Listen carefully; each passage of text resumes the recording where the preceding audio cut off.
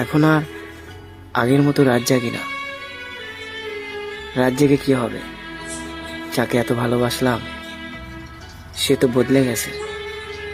অভিমান করলে হয়তো তার সামনে গিয়ে বলতাম, তোমাকে ছাড়া আমি আর কিছুই চাই না। কিন্তু সে এতটাই বদলে গেছে, আমি নিজে থেকেই পরিবর্তন হতে বাধ্য হয়েছি।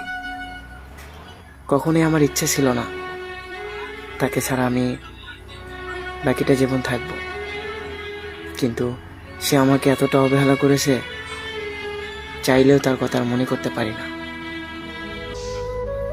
একটা সময় ছিল তার কথা মনে হলেই শুধু বসে বসে কান্না করতাম, আর এখন শুধু আফসোস হয়, কারণ সেই মানুষটা আমাকে চিনতে পারল না।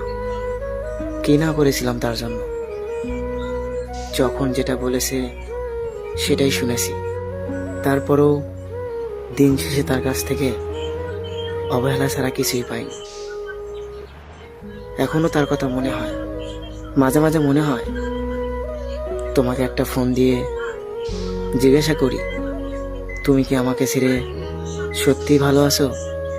কিন্তু ফোনটা যখনই হাতে নেই ভাবি সে তো ভালো থাকার জন্যই হারিয়ে গেছে, তাকে আর বিরক্ত করে কি হবে।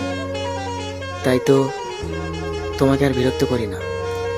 তবে তোমার ছবির দিকে তাকিয়ে মুচকি হেসে বলি, আসলেই আমি পাগল, আসলেই আমি বোকা। যে আমাকে ভালোবাসে না, যে আমাকে ইগনোর করে, যে আমাকে অবহেলা করে, তার ছবিটা দেখার জন্য মন সবসময় পাগল থাকে। তার উদ্দেশ্য করে শুধু একটা কথাই বলতে চাই, প্রিয়, আমার থেকে হয়তো অনেক ভালো মানুষ পাবে।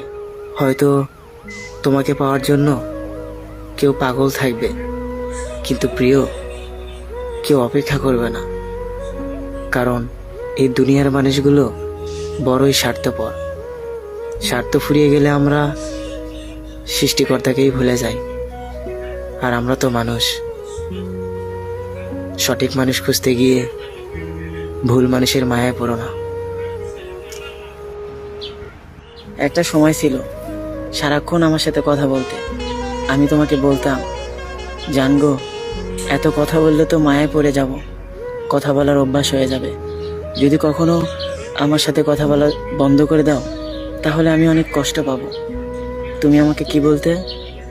আমাকে কখনো ছেড়ে যাবে না, ছেড়ে যাওয়ার জন্য নাকি আমাকে ভালোবাসোনি। আর আজ সব কথা তোমার মিথ্যা ছিল। আজ আমাকে মাঝপথে রেখে তুমি হারিয়ে গেলে। আল্লাহর কোরআন বলে, আল্লাহর আযাবের ভয়ে কিছু পাথর কান্না করে করে ঝর্ণা প্রবাহিত করেছে। তোমরা তাকায় দেখো, পাথর থেকে পানির ঝর্ণা। আল্লাহ কয় না, আল্লাহর ভয়ে পাথর কান্না করে। কিছু পাথর আল্লাহর ভয়ে টপ টপ করে কাঁদে, কিছু পাথর আল্লাহর ভয়ে ফেটে যায়। ও মানুষ, তোমার কলব কেন এত দুর্বল? ওরে জাহান্নামের ভয়ে তোমার চোখে কেন পানি নাই? ওরে জাহান্নামের ভয়ে যদি রহমতের নবীও কাঁদেন। আল্লাহর নবী বলেন, আমি রাতের বেলা হুজরায় ঘুমাইলাম, পার্শ্বেই তো মসজিদে নববী। হঠাৎ ঘুমের মধ্যে শুনি কান্নার আওয়াজ, আমার ঘুম ভেঙ্গে গেল। নজর করে দেখি এই গভীর রাতে কে কান্না করে। আমি বের হইয়া তাকাইয়া দেখি সাধারণ কেউ না, জান্নাতি এক নম্বরের সাহাবী আবু বকর নামাজে দাঁড়ায়া দাঁড়ায়া কান্না করতেছেন। আমি নবী অপেক্ষা করলাম, নামাজ শেষে আবু বকর বের হইলেন। জিজ্ঞাসা করলাম, ও আবু বকর, আপনি নামাজে দাঁড়ায়া কাঁদলেন কেন? আবু বকর কান্না করে বলেন, ইয়া রাসূলুল্লাহ, আল্লাহর আদালতে কেমনে দাঁড়াইয়া জবাব দিব? হাসরের ভয়। নবীজি বলেন, আপনি তো জান্নাতের টিকিট পাইছেন, আবার ভয় কিসের? আবু বকর বলেন, ইয়া রাসূলুল্লাহ, আপনিই তো কিয়ামতের ময়দানের বয়ান করে কান্না করেছেন। আপনিই বলেছেন হাসরের মাঠে সব মানুষ উলঙ্গ দাঁড়াবে, কিয়ামতের ময়দানে সূর্যের গরমে মাথার মগজ ফেটে যাবে, জাহান্নামের আওয়াজে হাসরের ময়দানটা থরথর করে কেঁপে উঠবে। আমার মাও